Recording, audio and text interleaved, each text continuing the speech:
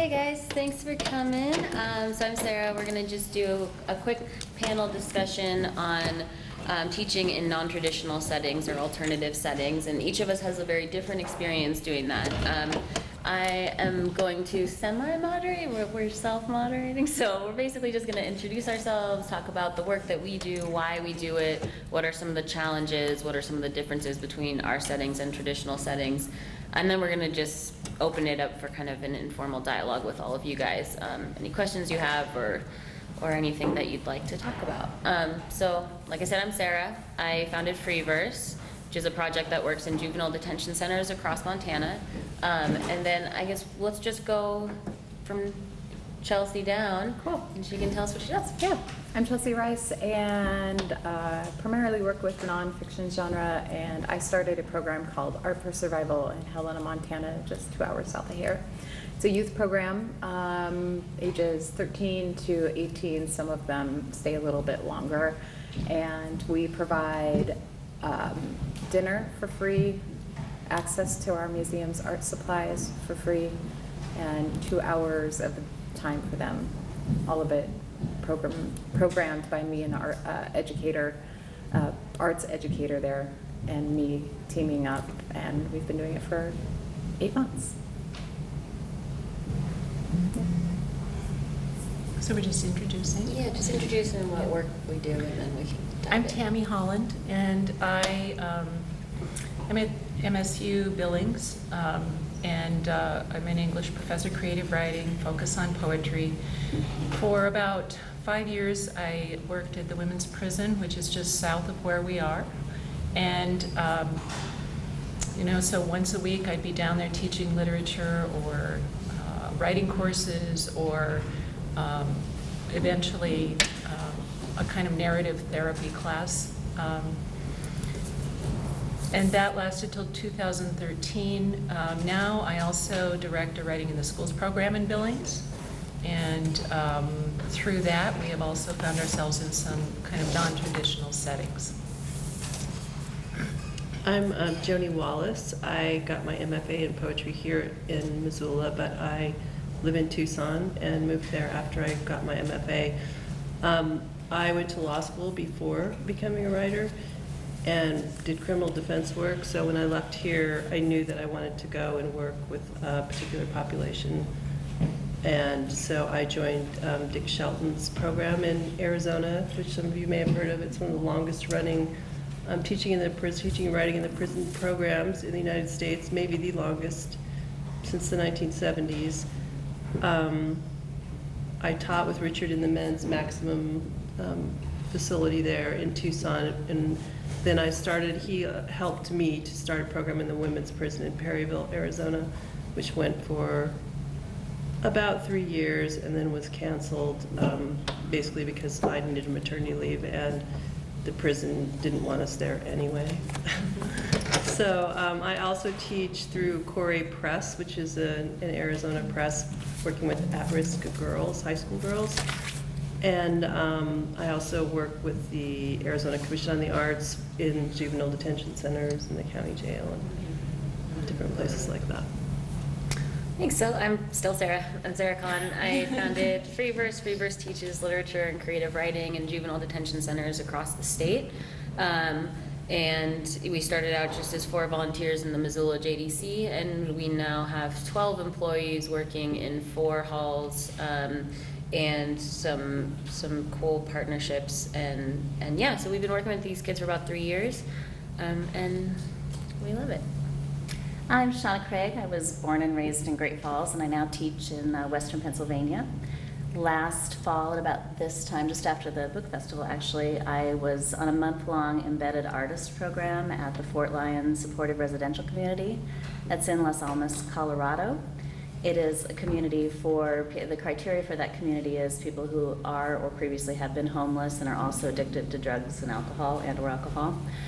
So I actually stayed in the women's dormitory there. I ate with everybody there. I lived there, and then I offered classes on a voluntary basis in creative writing and journaling for recovery-related issues.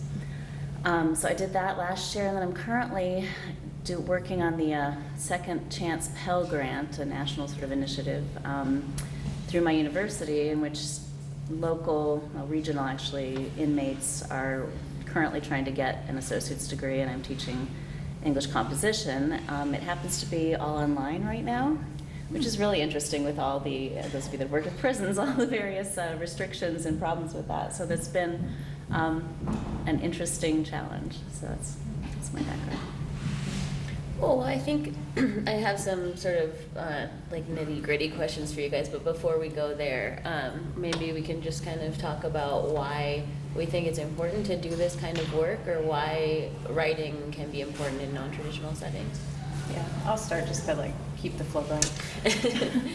You know, I've after graduate school, I've been kind of dipping into different community like workshops and literary events, trying to figure out really where the community was responding the best and wanted programming. And so after, there's a couple of things that have worked out. In particular, I have a reading, I call it a reading of her own, and it's just female identified persons sharing flash nonfiction. And sometimes poetry too.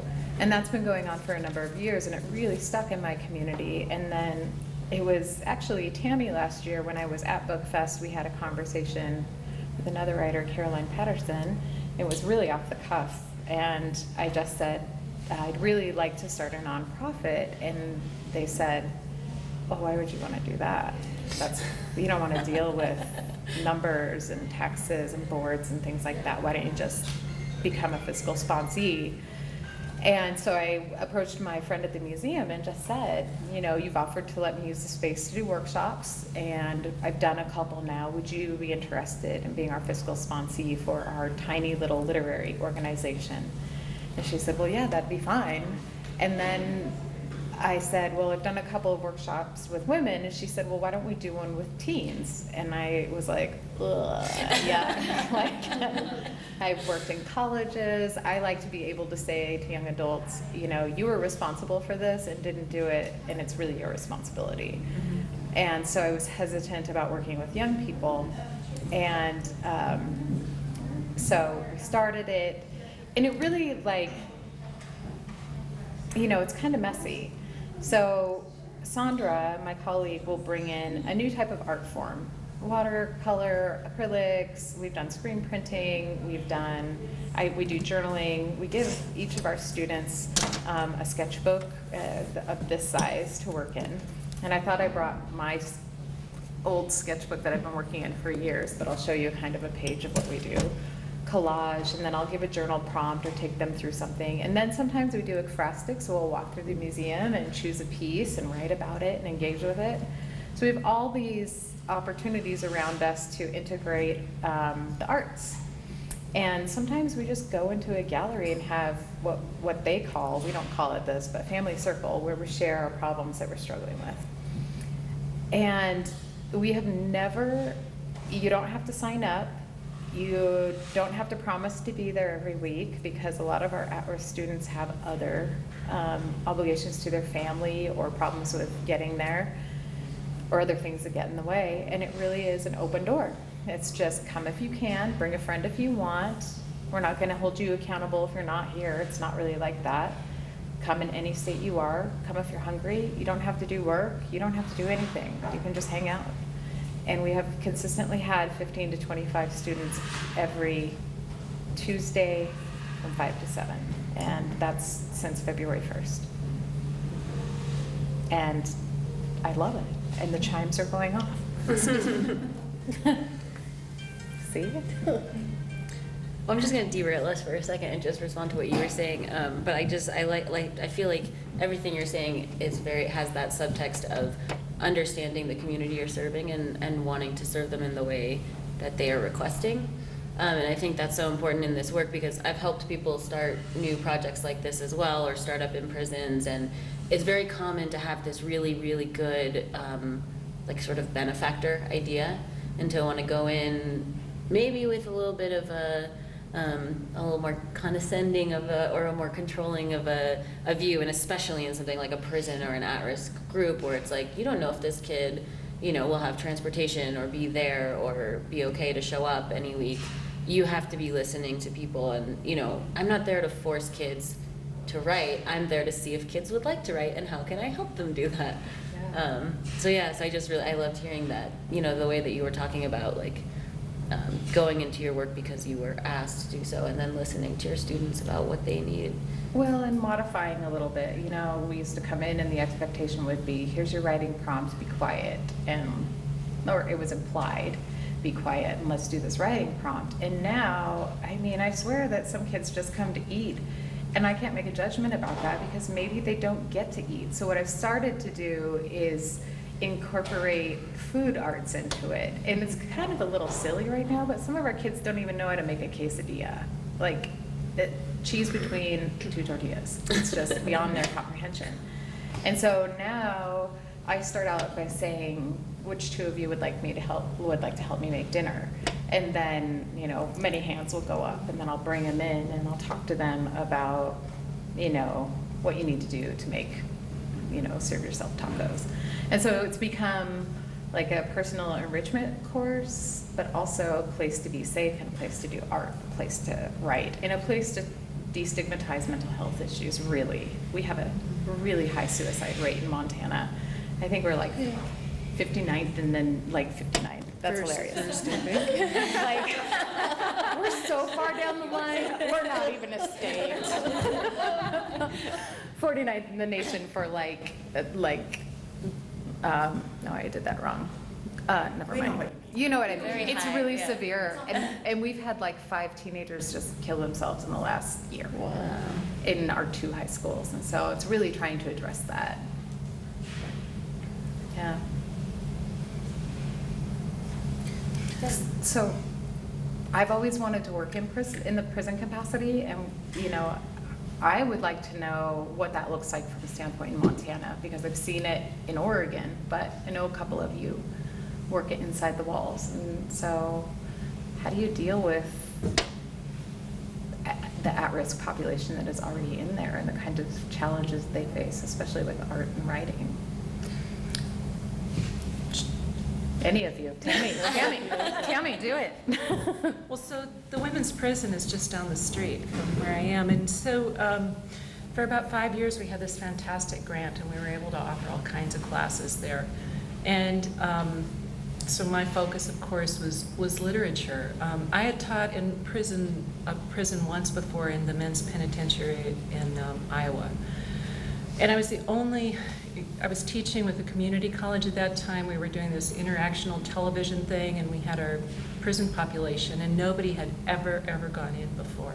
And I thought, well, they're my students, why would I not? And so I did. So I'd had that experience, and the kind of judgment from the other students on the other side of it. But in the women's prison, I think the original question was, why do we do this, Mm-hmm. right? Why do we do this? One of the things we find repeatedly, and across the board really, the children we work with to the prison populations, I believe that this, it's a fundamental human right to be able to express yourself. And again, we found people who had been shut down, or had been told they were stupid, or told that they had too many learning disabilities, or they couldn't, or their perceptions of themselves were often, very low. Not across the board. Prison is a really good place for you to lose all of your assumptions, because then there were honor students, and there were people with graduate degrees. But there were definitely a core of people who believed they could not write, and they would never be able to understand literature. And to watch them come around to that was really quite remarkable. And it happened again and again, in one course after another. In terms of, they have also, had negative experiences from teachers and so forth, and so, and it's a rule-bound system. It's an absolute right and wrong system that they're in. I'm not saying that's bad necessarily. It really helps some people. But the idea of creative writing then was quite a challenge. And I did find at one point that some of them adored formal poetry because you could know what the rules were. And that was a plus. We always had colored pencils. You know, sometimes there's a high level of anxiety. The colored pencils became things that people, they would, while I was talking or while anybody was teaching, they would be drawing to alleviate anxiety. Some people only drew, and that was fine. Whatever expression they had, it was okay. And sometimes we spent a good deal of time just talking because there were certain prohibitions against visiting in certain ways, but when they were in the classroom, they could just chat away about, you know, what they remembered about the outside and going to Costco and, I mean, all kinds of things. They're kids, so it was really, that's, I think, why I did it. I had a clear sense that this was beneficial. Some of the individuals were quite challenging. Sometimes I knew what they had done, and it was horrific. And I made a pact with myself that when I'm in that classroom, where they are in the moment is really all that matters. And that's what we worked with, was where they were in the moment. I guess that's a long enough answer. I just want to speak to something you said, that where they are in the moment is all that mattered. So I went back into the prison and we made a decision, and the way I got in there really was I had the support of the Lanham Foundation and Dick Shelton's program. It's very difficult to deal with prisons when you're providing free programming for them funded by someone else. They don't really want you there. There's jealousy from the people that work there that the inmates are being given things that the people that work there are not being given, and they just don't want anything extra to deal with, and they don't trust what you may or may not do. So that answers that. But I was going in there and I already was a lawyer, no longer practicing law, and we made a decision, which I have, I'm not sure how I feel about it, but we decided that we would not tell them that I was a lawyer. I was going in, these people wouldn't know that. Because their need for legal representation is so great, I would not be able to teach them writing at all. And I was going in there as a writer, so we made that decision. And so the decision I made for myself was that I was not going to look at what their offense was, so that they didn't know something about me and I didn't know something about them. And I think that was helpful to go in there and not feel like, you don't want to be biased against a certain person. And people change in prison, and we all change as life goes on and as we age and through our experiences. But everything that you said, I experienced, is very, very similar. Yeah, just to speak to something that both of you kind of briefly touched on, I guess starting with this idea of what the person has done or what crime they've committed. And I think that one thing that anyone coming in from the outside, and I think writing has a particular sort of efficacy in this, is that we can come in and look at them with fresh eyes. And I know especially for kids that's so important because they are their crime. And they're criminals, and that becomes their identity. I know at the juvenile hall here, the guards don't know their first names, they only know their last names, and these kids are being raised by these guards. This is their guardian. And so, when was the last time they even heard their first name spoken to them? They just get erased. They all wear orange, they have orange sandals, they have orange clothes. Their identities are reduced to this unfairly small thing that doesn't take into account circumstance or any of the things that led them to the place that they're at. And I think you also mentioned a lot of people have, in a prison setting, have had very, very, very negative experiences with authority figures. And I think it's really important, one of the things that I ask my teachers to do is usually they go in 2 at a time, and I ask them to not stand at the front in the center. Right. So they'll sit sort of angled because I want it to be a group discussion. And another thing that we do is we bring in material to teach that the kids can be an expert on or an equal on. So whether that's pop music or it's a current event, we want them to be contributing, sort of with equal access to the topic. We're not going in to say, this is what a simile is, and this is what a metaphor is, and we're going to teach you. We don't go in with a learning outcome in mind. We're there to open a dialogue and to help them enter that dialogue. And a lot of them have had terrible, terrible, terrible academic experiences as well, and they tell us all the time, my teacher hates me, my teacher doesn't send me homework. And I have one kid, for example, that in the classroom setting, it's very interesting that he'll answer every question wrong, just every question. Even if he's not even being rude, he just says answers wrong. But we also have a tutoring program, and after the first class, we were kind of told like, oh, he's not, just try to keep him in line, but don't really pay attention to him. But he wrote at the end of the class, and he is an incredible writer. And since then, I've gotten to know him really well, and we have a tutoring program, so I work with him one-on-one twice a week.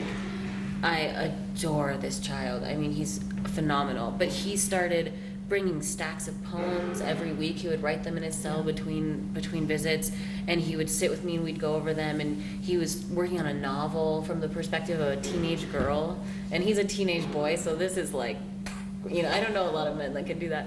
And it was good. It was really good. And I was talking to him one day, and he was like, people say I'm stupid, but maybe I'm smart. And I was like, oh. That's, if that's Right. one thing that happens after 3 years of teaching, it was worth it. And he was asking, if I don't go to college, can I still take college writing courses? And I was like, I'll teach them to you. Yes, you can. So these kids are incredible. I think I'm going to answer the original question about kind of why I got into this. This is my 21st year teaching in a university setting, so I've been very entrenched in a certain idea of writing, and nobody here who's you all know what I'm talking about. Like it does over the years start to really become numbing. It's a system of its own, the same way anything becomes a system, and you start not being able to even move out of that. And I felt like I was starting to lose touch with that essential love of language and value that writing had to me. The more I'm teaching 100 students and grading compositions and doing them in a way that's the university is becoming more and more employment oriented and that sort of thing, and I just felt like I was losing touch with what was so essential about writing to me. So when the Fort Lyon opportunity came up, I fortunately have a very good dean who's not really as much a part of that system as a lot of deans are, and let me take that month where I was teaching online to my students at my university so that I could go be in Colorado and take that opportunity. And of course I had no idea what to expect. And I got dropped off in the middle of the desert at this giant, it was a fort, and then it was a veterans hospital, and then it was a prison for a short period of time, and then it was now the facility. Colorado has done an amazing job trying to actually tackle the issue of homelessness. And was funding this as a facility, trying to use it. And I just got dropped off there. Here's your room. Here's, you don't know anybody. It's 90 degrees. It's October. Your kids are back in Pennsylvania. And I was freaking out the first day. I was like, oh my God, what was I thinking? And I'm sharing a bathroom because they've got the hospital room sets up. So I have a room here and there's a room here, and I'm sharing a bathroom with someone I don't know. And I realized that was exactly, not exactly, but I was starting to touch on how many of those people might have felt when, for many of them, it was a last chance. The average age is 49 at Fort Lyon. There was a 72-year-old woman there who had not had a sober birthday until she came to Fort Lyon since she was 15, I think. And the difference was I knew that at the end of 30 days, I was going home back to my normal structured life.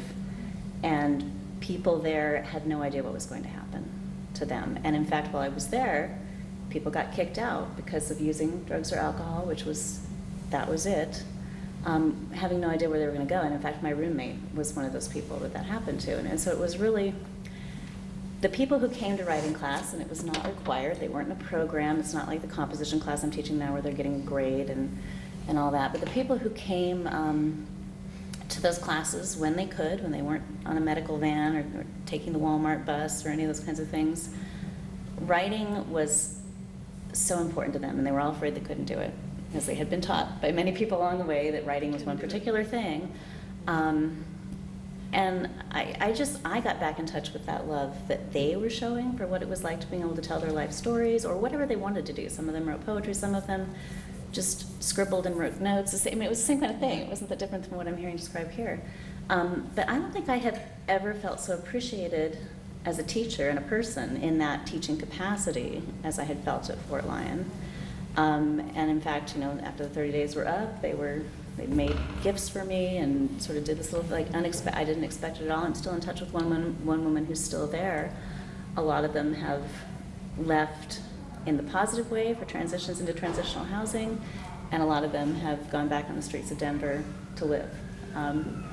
So I think that's why I got involved in it. And then when this second Pell Grant opportunity came up last spring, they were teaching people from criminology department were teaching crim courses, which is kind of funny, like right there in the prison, but they wanted for some reason to make it an online system. And so they were like, oh, well, you did this thing and you like to do these things, whatever that meant, I wasn't sure. But I said, okay, I'll try this online, and it's been an unbelievable challenge. It's a whole new, how to actually make contact with people who cannot save their work because it's all wiped at the end of the day. They can't have pens in their cells. So we're using discussion forums all the time to do little bits of papers and to revise little bits of papers. And then I have never had to work so hard. And I mean that in the positive sense. Like, I didn't know what to expect. And in a university, you have a syllabus, and that's your contract, and that's what you stick with when you're done. And they couldn't get on for 2 weeks because of technical problems. Once they got on, I was like, I have to redo the syllabus because they are ready for more work by Wednesday, when I think this is something that's going to take them 8 days, because it means everything to them to be reading and writing and having opportunities that so many of my regular students take for granted that way. And so it's just revitalized me as a teacher, I have to say, and as a person in many ways. So.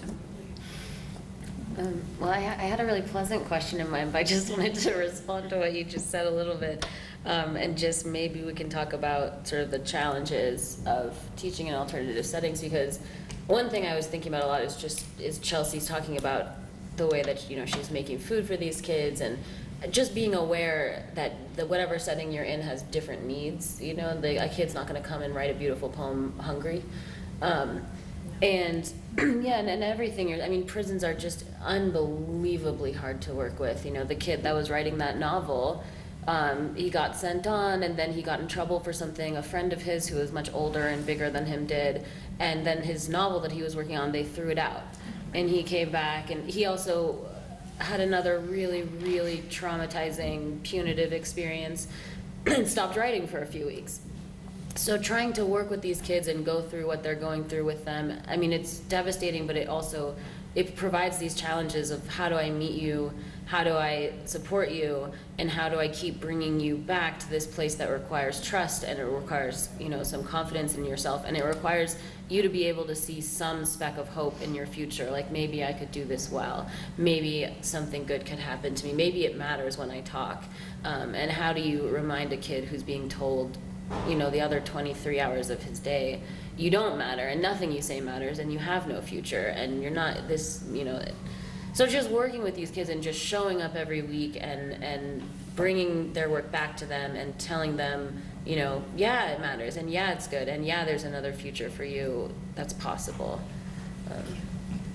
I think my challenges are a little bit different for yours because of the institutionalized setting that you're in, you have to have an enforced distance that is necessary when you're working with people who are on the inside, but also you want to connect with them. And I only know this because I worked in a transitional program for federal and state female inmates over in Portland it was a residential setting, and I taught life skills, including communication, written communication, resume writing, things like that.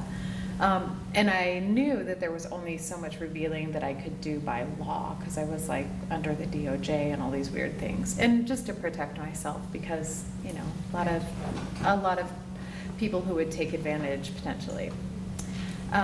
In my capacity, these are willing participants. Often they are referred to me by teachers or their parents, hear from it from another parent, and the challenges that I really struggle with tend more towards less about boundaries, because there's a lot more dialogue going on. So just like a student just told me last week, like, I'm not really a touchy person. And I was like, so does it bug you when I do this?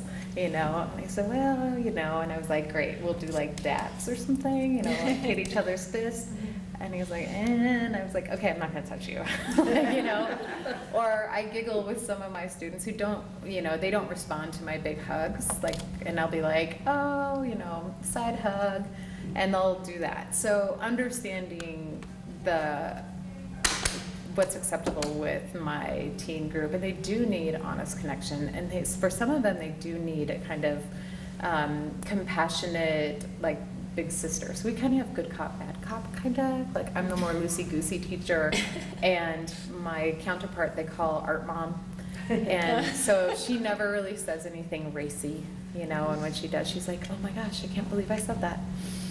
So we do play that role. The most recent challenges that I've had, we had a girl who kept showing up intoxicated, and then she'd leave and go outside and become more intoxicated and come back in.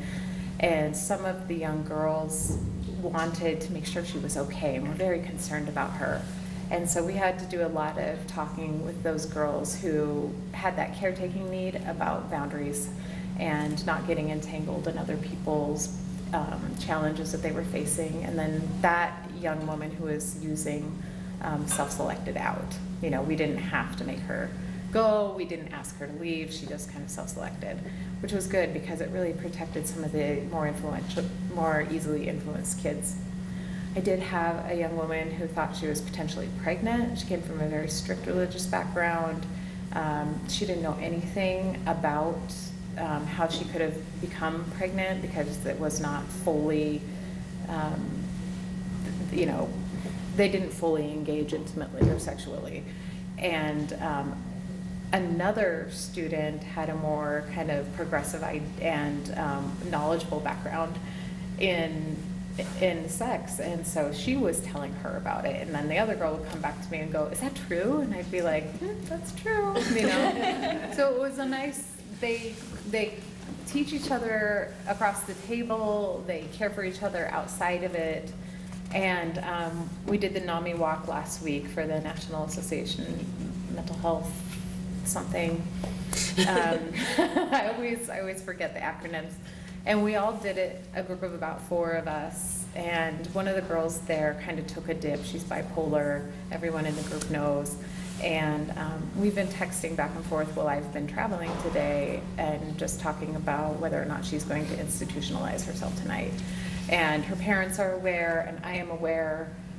And we just kind of create a family-like model so that if it really was crises and her parents didn't know, I might kind of angle and try to talk to them about it. But otherwise, there seems to be a really clear line of communication between me, the students, and most of their parents as well. In some way, they might drop by food, they might drop by supplies. There's very few of them that I don't know a lot about their history. And that comes through, like you said, in writing, in poetry, but also in building a relationship of trust, because teenagers don't trust people at all. And they still don't trust. But you have to demonstrate over and over and over and over that it's a trustworthy environment and it's safe. So the risks I face are really, like I said, mental health and social anxiety and not feeling adequate, but also a lack of resources, you know? Really privileged kids and also really poor kids. So it's good for them to be at the table together. You know, the more I do this and the more settings that I do this in, including the university, what you've just describes also a big part of what we deal with in the university. Mm-hmm. And it's not easy to draw hard and fast, clear lines. Even now that I'm working with elementary kids and writing in the schools programs, we have schools where a third of the parents are in the judicial system. So, yeah. there isn't really, we can't really separate out, you know? I keep thinking about the school to prison pipeline, and that just keeps on popping up in my brain. Like, Yeah. some kids go to university, some kids go to prison. Well, and there's a really clear influence. If the parents are in prison, the children are deeply influenced also to go there. We saw multiple generations. Yeah, I'll speak to that for a second. I think probably the first job I had in a juvenile detention center was Sunday afternoons and with boys, like middle school. And I went in and it was Mother's Day.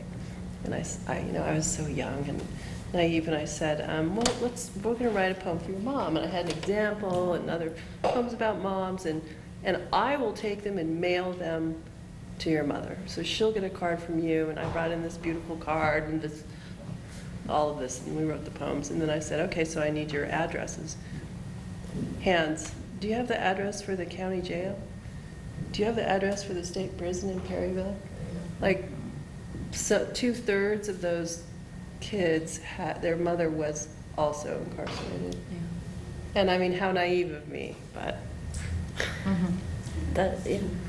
So in the juvenile facilities that some of you work in, are they getting other schooling? I mean, are there traditional, arithmetic and chemistry and history kinds of classes in those centers? I can answer that for you for Montana. And it's one of the things, I know somebody mentioned earlier, the differences between Montana and other states, and we are a very sparsely populated state, and geographically huge, and that creates some very unique problems for our children. One thing is that jails can back up, so they can be waiting for their sentencing for a very, very long time. And jails can fill up, which means that sometimes after they're sentenced, they're returned to jail for some period of time and housed there instead of being housed in the prison or in the long-term facility. The short-term jails really do not have education available for the kids. So they have a classroom teacher and they have 2 groups, and they'll be in the classroom for about 4 hours. During that time, they can do basically what is supervised homework study.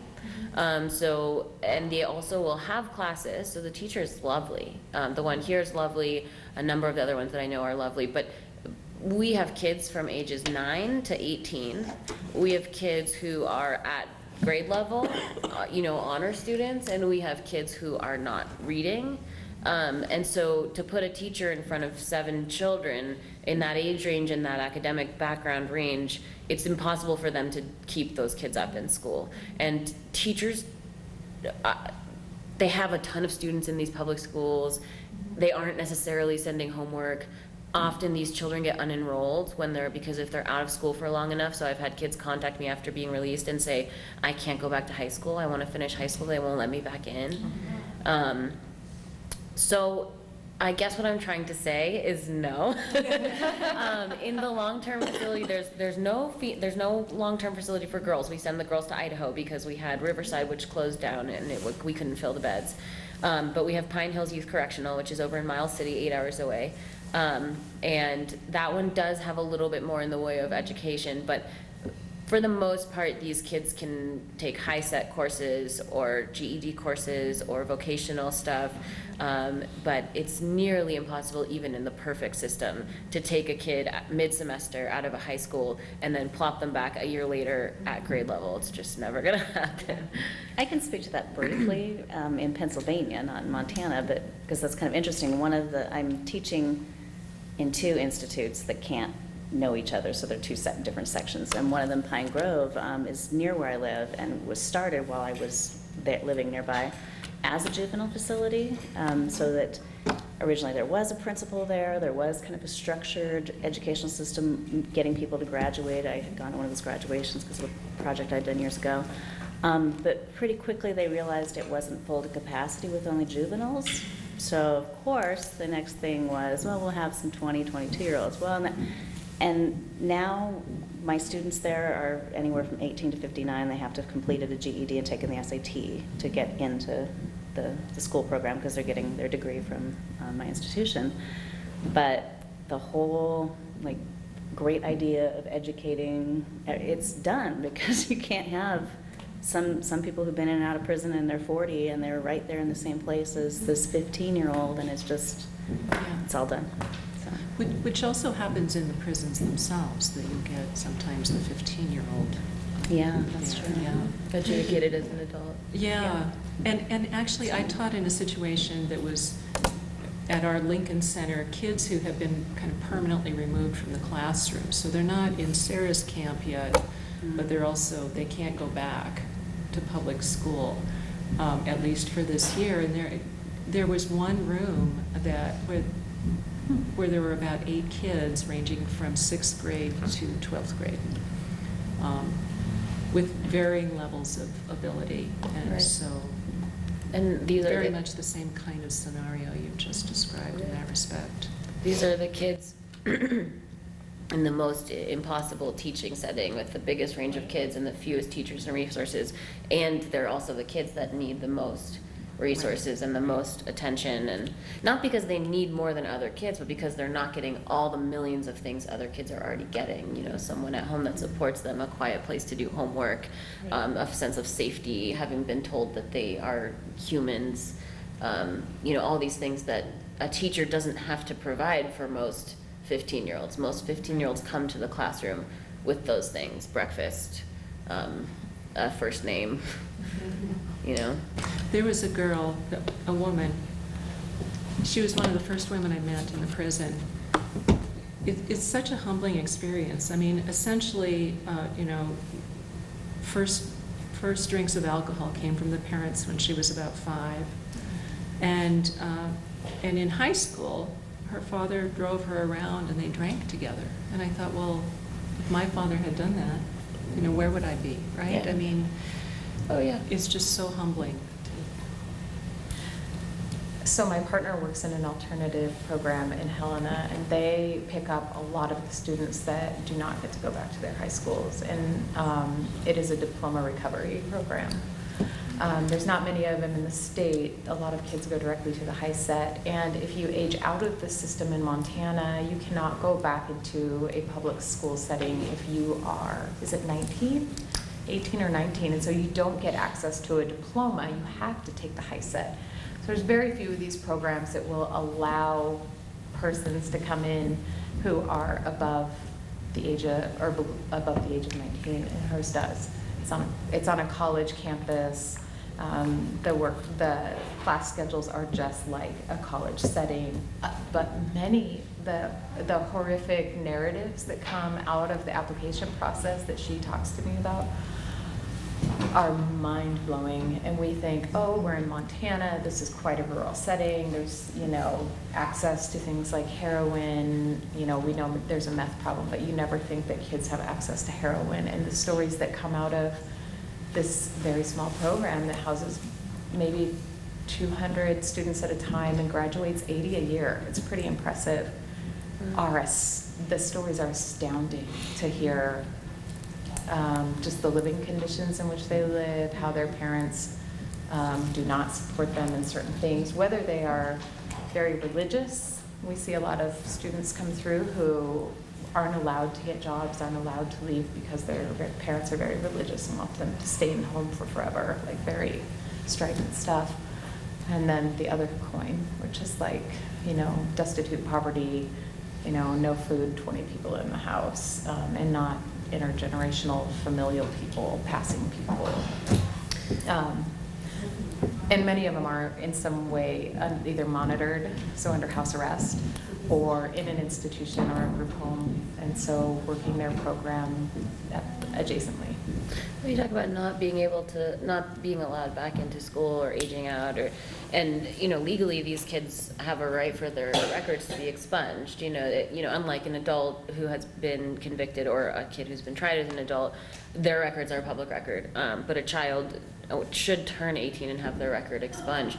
But effectively, we're reversing that by doing this to them. You know, if they say, I graduated from Pine Hills High School, which is a prison high school, that's not an expunged record. If they are not allowed back into school, if they're not given an opportunity to learn, if they can get at best a high set. I mean, the same way that people get out and they have to check felon and all of a sudden apartments get taken at the last minute and, you know, jobs are no longer available even though they're still posted. this happens to our kids too, and it's not supposed to, I mean, I believe it shouldn't happen to anyone, but it's legally not supposed to happen to our kids, and we're doing it, you know, in every way possible. And some of these kids start out smoking weed. They smoked weed and they got caught, or you know, they stole some food, and then it's like so fast. It goes from a mistake to their life is in flames because of the intensity of the trauma they experience on the inside, the ways that their trust is broken, the ways that they're excluded from opportunity and stigmatized. And we just take human children and turn them into... One more point, and then I'll let somebody else talk. We have a jail levy going on right now in Helena, and me and my partner are kind of anti-prison, and so we were talking to somebody from the ACLU. What do you think the position is on this? What do you think we should vote on it?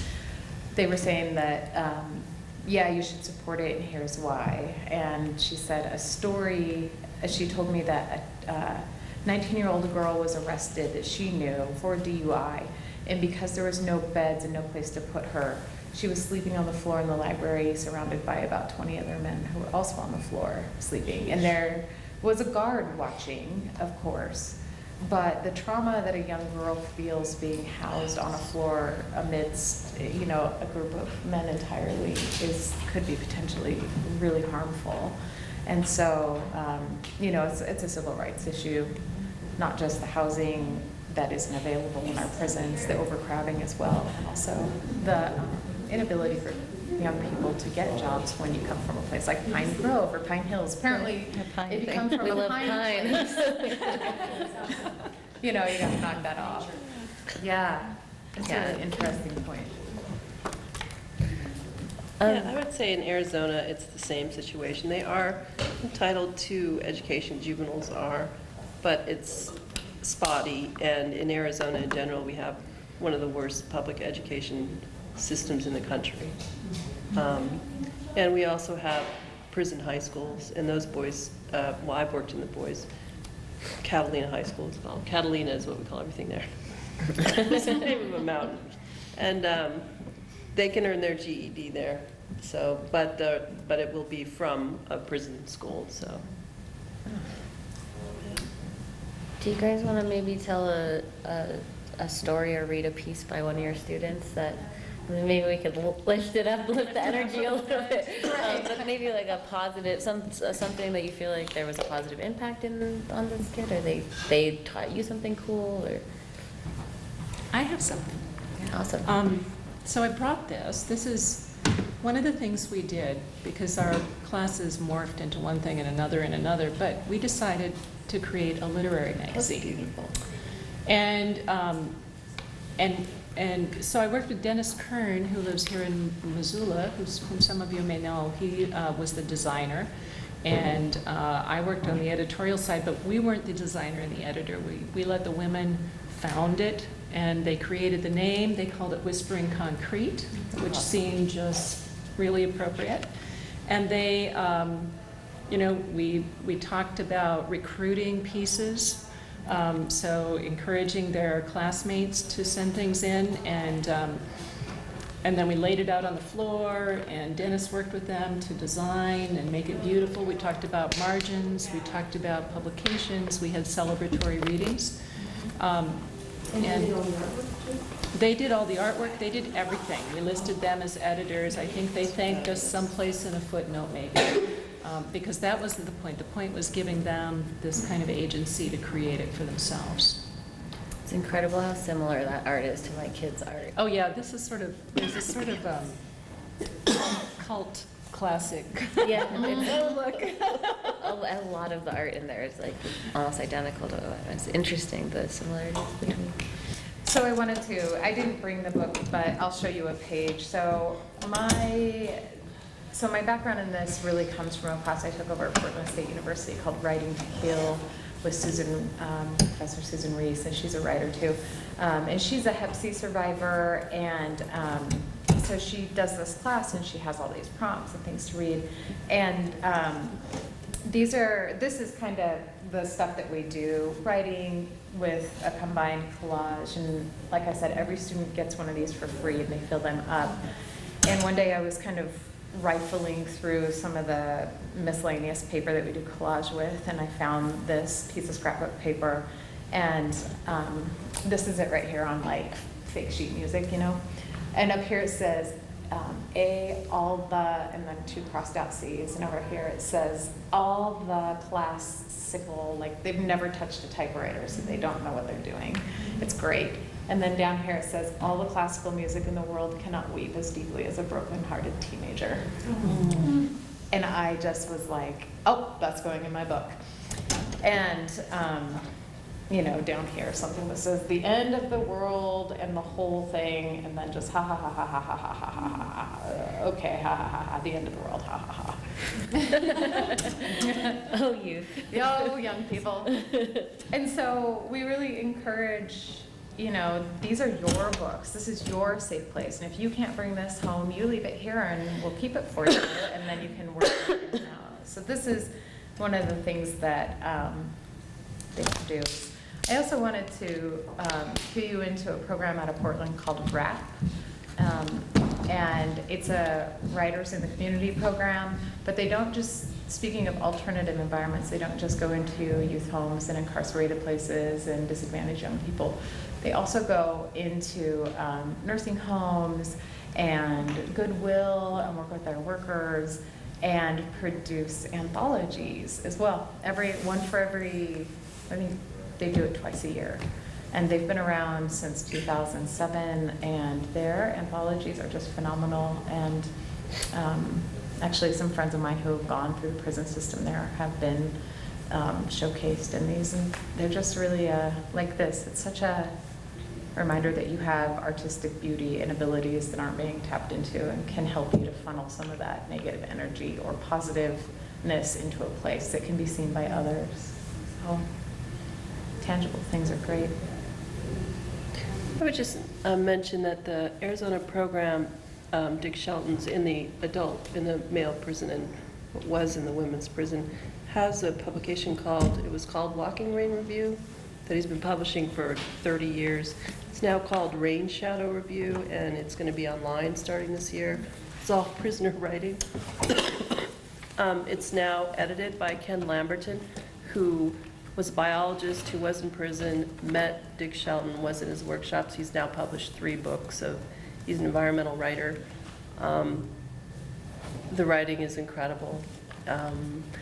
And I also want to say, if any of you are interested in knowing more about that program, this is Dick's book, Crossing the Yard, his memoir. I think he was here, you were saying, at the Montana Book Festival a few years ago. So maybe he'll come back. Jimmy Santiago Baca met Dick Shelton in prison. I mean, some really well-known writers now have been through his program, so it really speaks to the ability of writing to change lives.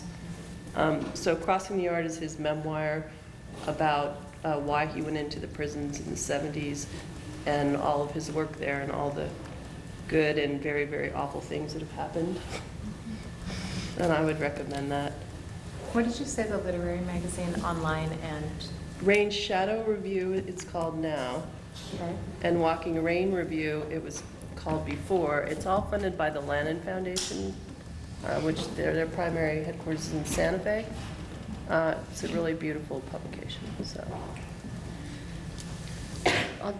I'll quickly echo the sort of why it's meaningful to publish the kids' work. We also publish our kids' work in The Beat Within, which is a national journal of art and writing by incarcerated youth, and it's in states kind of across the country, and especially for kids in Montana because it is so stigmatizing and because there are so few of them. It's very isolating to have been incarcerated. They don't, there's not a lot of kids that relate to what they've gone through. And so the first time we brought The Beat in, one of the kids, he was kind of goofing off, and we let him read something aloud. We let each of them pick something they like and read it aloud, and he read it aloud, and he stopped in the middle and was like, I never thought I would hear my story in somebody else's words. And the first time we brought in a beat with one of our kids' work published in it, they're not allowed to leave their seat. They have to sit at their desk, and he just got up and ran to the front of the room and just forgot himself and went to his teacher and was like, I'm in the paper for a good reason. And we once had a kid, we published our own anthology too, and so some of our kids get transferred from the JDC to the Pine Hills, and we go and we visit them there, and we do writing classes, and so it's great to see some of our kids who are kind of in a longer term situation. And we went and we saw one of our kids who we hadn't known, quite well before, and was such a sweet kid. And we handed out this anthology, and his piece of writing was in there, and we let the kids, and it's all anonymous, and we let the kids pick their favorite piece. And two of the other kids, they picked his piece, but they didn't know it was his. And they started practicing because they wanted to wrap it for the class. And they sat over it together and looked, and then, finally they were ready, and we put a beat up from, YouTube so that they could rap to it, and they rapped this piece that happened to be this other kid's piece. And he, wasn't looking at them. But he teared up, and then at the end of the class, he came up to us and he was like, I'm gonna keep writing, I'm gonna be a writer. And we were like, yes, you are. Oh, God. We love you. Yeah, but just to see that reflected back to them, and to know that somebody is reading it and somebody is connecting with them and hearing them, and I mean, they're absolutely incredible, just mind-blowing. Maybe I'll read you guys a poem. I'll do a short one so I don't waste too much time. For all the times I said goodbye, I'm writing now to say hello. For all the times I made you cry, I'm writing now to say I know. For all the times you've prayed to God and asked him how or why, just let your heartache go. For all the times I said goodbye, I'm writing now to say hello. That was one of our, I think he was 14, maybe 15, and he was writing to his little sister who he was raising before he was arrested. I'm going to read just a short excerpt of a piece. When I was at Fort Lyon, one woman came to my room, because I was right there in the dorm with them. She never left her room. We have to go to meals, and then we'd go back to her room. And she came to my room and knocked really tentatively and asked if I would look at some of her writing. She said she didn't want to go to classes, which I was like, that's fine. That's what I'm here for. I'm the embedded writer. And she said, okay, I'll just bring you a little bit of it tomorrow. And so, okay. So the next day, she brought me a folder like this big. There must have been 150 pages. Oh. And I was like, she's like, I'm working on the book of my life. And I was like, oh my gosh, how are we going to do this in 30? I said, okay, well, let's, and I got her to just focus on a small section that we would work on. And she worked on it, and then Lighthouse Writers Organization, which is in Denver, and they're partnering with Fort Lyon to create this arts opportunity, agreed to put it on their blog, the section she'd written. So I'm just going to read just a little bit of it to give a flavor of what she was writing about. I was living in subsidized housing just south of Colfax, a building packed with, quote, the seriously mentally ill. I had imagined a people festooned with character and self-knowledge, but I'd never experienced anything so rife with madness and malignancy since I'd left my parents' house. The first morning on Pearl Street, I gagged on the water. I encountered a silverfish swimming across my journal, roaches and millipedes filing up from the kitchen sink, and swollen bed bugs nurtured by the former occupant. I called management and declared that I, too, had grown up middle class, that there should be a certain line in the sand. That statement actually won me some respect and consideration over the next year, which was good, because I had, in fact, leveled out at a degree of status commensurate with my poverty. I hit an alcoholic bottom that could no longer be rectified. I was hallucinating at night and waking in a panic of withdrawal. I had 2 wide windows off the kitchen and adjoining living room facing the street at ground level. Anybody who scoped me out during the day could easily use a large rock to break in at night. And she goes on with kind of the people. And of course, this was a huge thing because she actually had a place to live. She was often not living in a house. So, and Lisa actually transitioned out into housing and is still there as far as I know. That's great. That's so pretty. I don't think I've ever used the word festoon in a piece. I know. I was like, and she actually said she had wanted to be a writer when she was in high school, and she was about my age, and it was really interesting for her to sort of see the path I'd taken and for me to see the path she was on and sort of talk about that. Do any of you guys have anything you want to ask about or say? Silly, you mentioned the financial overseer, or there was an expression rather than going nonprofit. Could you explain that? Yeah, it's a fiscal sponsee. And so basically they just make another line item in the books for the nonprofit. Sometimes or for the program or organization, with the idea that that program is on the way to becoming a nonprofit. But that's not really necessary. Is this a federal income tax designation or a state thing? No, it's, I mean, so you're just essentially looking for a sponsor. I mean, you know, starting your own nonprofit is a big undertaking, but if you can find kind of an umbrella nonprofit that will take you in, essentially. Does it then- have to be a nonprofit to be your umbrella? Yes. I mean, an established nonprofit? Well, Can't be a- we can, you know, a university, for example, can sign off on grants too. I mean, whether or not you could find some pairing with a program in a university, that might be another option. But it has to be, yes, a nonprofit or something, so that you can apply to certain grants. Because you Yeah. can't just do it as an individual with a great idea. Yeah, so just to back up a tiny bit, so the purpose of a fiscal sponsor is really grant seeking. So essentially, you use their 501c3 status, their 990 form to apply for a grant. You tell the foundation, look, we're legitimized by this person this organization that's vouching for us, and then you give them a commission of the money you acquire. But many of them don't have a larger role than that. But you started your own nonprofit. So mine, again, is the same thing. We're sponsored by the Missoula Writing Collaborative. Yeah, so we're an autonomous owned nonprofit. The only thing that we have to kind of contend with is sometimes the Holter Museum will want to apply for an arts grant, and we Yeah. will too. And so sometimes we have to create a partnership or kind of an overarching banner for the both of us. Right. One take the responsibility for applying versus the other. So, and then if the Holter is awarded, you know, it's unlikely that they will get the grant next year if we are, unless we take the prevalence. It's kind of a, yeah, it's definitely It's a like competing partnership. with yourself. It is competing. Right. Maybe we Yes. should be like with, you know, Montana watersheds or something, so that we're not going. Never competing for that. Yeah. I have a question. Yeah. Well, I started writing basically when I was 42 and had enough distance from childhood trauma to write about it. And so I can see that, you know, I gained perspective and live in, you know, have a safe environment so I can do that. And I'm just wondering, you kind of have to have a breakdown before you reach the breakthrough. And I'm wondering if there has ever been incidences of a breakdown happening with these kids. Maybe Well- they're still too young. I don't know. No one's too young for a breakdown. I mean, oh well, yeah, you're absolutely right. Yeah, but it's terrifying to experience that. Yeah. You know, Yeah, go ahead.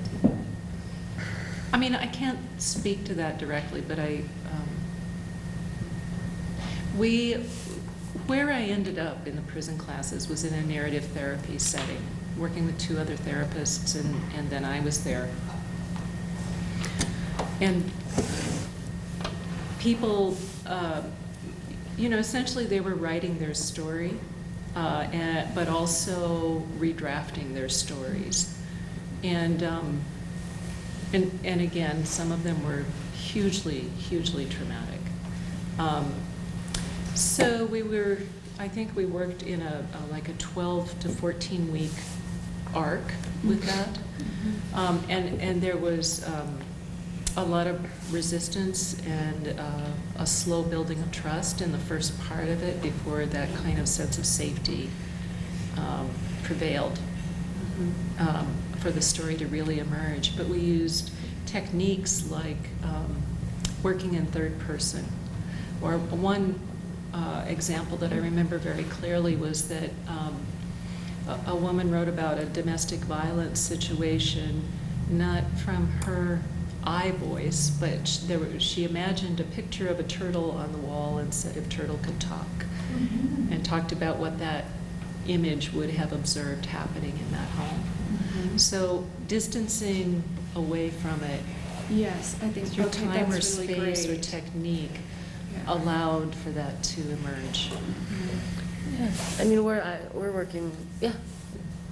I wanted to make an observation. I have a brother-like friend who grew up in Great Falls, Montana, who, I'm pretty sure this is the same place he's talking about, back in 1960. We're both in our early 70s now, but he was at a juvenile facility in Miles City.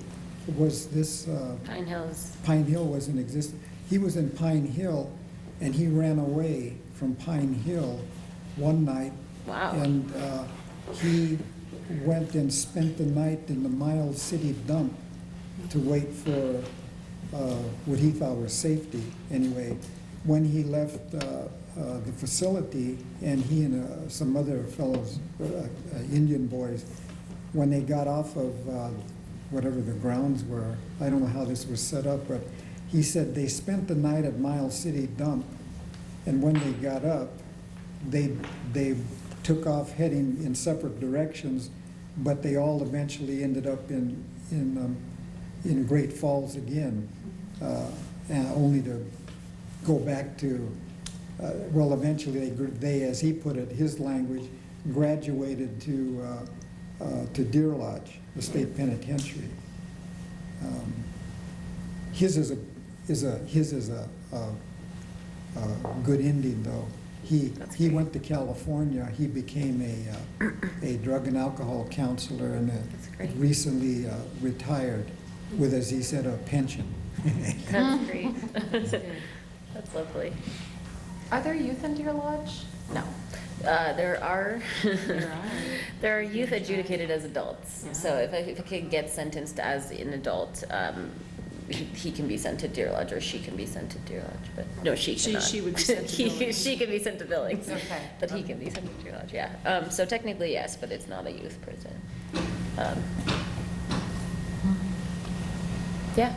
I don't necessarily have anything to ask, but I just want to say thanks for the work that you put in, because I was one of those troubled youths growing up, and if someone hadn't told me to just write and keep doing that, then I would have been able to, like, today I actually work with veterans, and we do anthologies for them, trying to get their stories published. And I do a storytelling podcast with other writers who said that the ability to actually speak some of these things out loud and say them, tell stories, Yes. has made them feel more normal, and it's given them more power over that as well. So, anyway, thank you for. Thank you for the work you're doing. That's Yeah, incredible. Yeah, a story is a lost art and incredibly important, and I think it helps you regain that agency over your narrative and the narrative of your life in really important ways. So, And the counterpoint to that too is having people listen and respect. I mean, when your story is heard, I think that really makes a huge difference. yeah. Yeah, in my workshops with the women, I would say there are no rules in here except respect and listening, I guess, 2 rules. Or maybe 1. Listening is part of respect, so. Yeah, Yeah. And I mean, I meet my kids in their worst, in crisis, they're in a very unstable moment in their lives. And we're not therapists, my teachers aren't therapists, so we try to be very careful about setting that boundary. And, one thing we do is we never use a prompt that pushes them, it's never like, what's the worst moment in your life? Or we never mention drugs in a prompt. We never mention a mother, because we don't know if they have a mother, or we don't know if they, what they're really, oh, no, I forgot about but we try not to assume, okay, this is a kid with a 4-person family unit and a car and a picket fence, and then, and we try to give them room to write about something that has nothing to do with them. They almost never do. They almost always write about whatever they're going through, because they're sort of figuratively in the emergency room, waiting room. And so they don't want to talk about like flowers. What's an example of a prompt you do give them? You eliminate all that stuff. Anna, do you want to give one? Well, so we sometimes go away from even thinking about autobiography, and doing acrostic exercises is really fun, and responding directly to pop music is really fun. A lot of times we'll take a line from a song or a poem and then write from that. One of our, one time we went to Pine Hills during Standing Rock was going on, and the kids haven't been outside, and they don't have TV, and they don't have news. So we just told them what's going on in Standing Rock. We showed them some videos, some news videos, and then we read them some poetry, that folks had written about the situation. And one poem we read was called "Because Water," and every line was I think that's what it was called, because water this, because water this, because water this. And we let them write their own because poems. And one of our kids, you know, some of our kids wrote because my sister or because my mom, but one of our kids in particular had been really just very quiet, and we were told, you know, was not academic, you know, which is code. And when we started talking about Standing Rock, he kind of engaged a little bit more.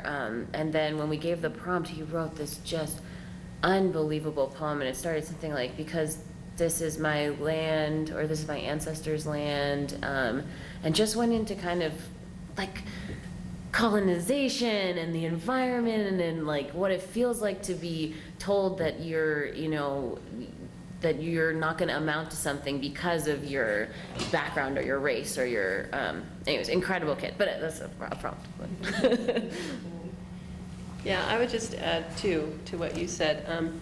When you go in there as a writer, you were working with therapists, but I try to be really conscious of the fact that I'm not a therapist. I'm not qualified in any way to deal with the things that they're dealing with. So try not to trigger them, and then also remember that you walk out 2 hours later, and I get on the bus and I go out of the prison and I drive home to my house and I have dinner. They don't. They're left with whatever happened. So it's a lot of responsibility in that way with both the children and the adults, I think. Yeah. And I just want to, as we wrap up, I'm just touched, and this panel means a lot to me for a lot of reasons. But this group here, I just want you guys to have a little introduction to them from my perspective. I'm the director of the book festival this year. My name is Carla Thylan, and Joni and Shauna are both authors that are participating in this year's festival with their books. And I just noticed in their applications that they both mentioned that they had worked in these different kinds of settings. And I think maybe somebody suggested a panel to this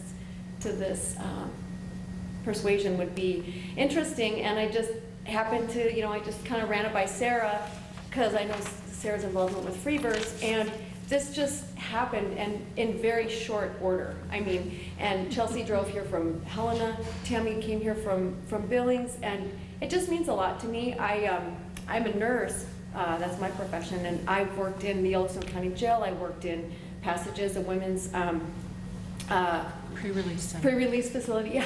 And I'll say transitional care, but see, that's the nurse part of me. But anyway, so a teacher that inspired me to write when I was about 12 years old in Brainerd, Minnesota. I don't know how it happened, but she found out I was a nurse, and I had worked in the prison and the jail. She was probably talking to my dad somewhere, and when they were around town. And it turns out she's an English teacher, and she taught in the Crow Wing County Jail in Brainerd, Minnesota, and had done that ever since she retired. And reconnecting with this teacher so many years later, you know, as an adult, and she sent me a poetry book that she had created with the inmates at the Crow Wing County Jail, and I was really just moved by that and that connection that she and I were able to make, and I felt that kind of same connection with this group of women, and so I felt like it was important to have this, and I just want to thank you all so much for what you do and for being here. So Thank you. We should also, if I could say, let's all give some applause to Carla, who put this entire book festival together. Yes. Thank you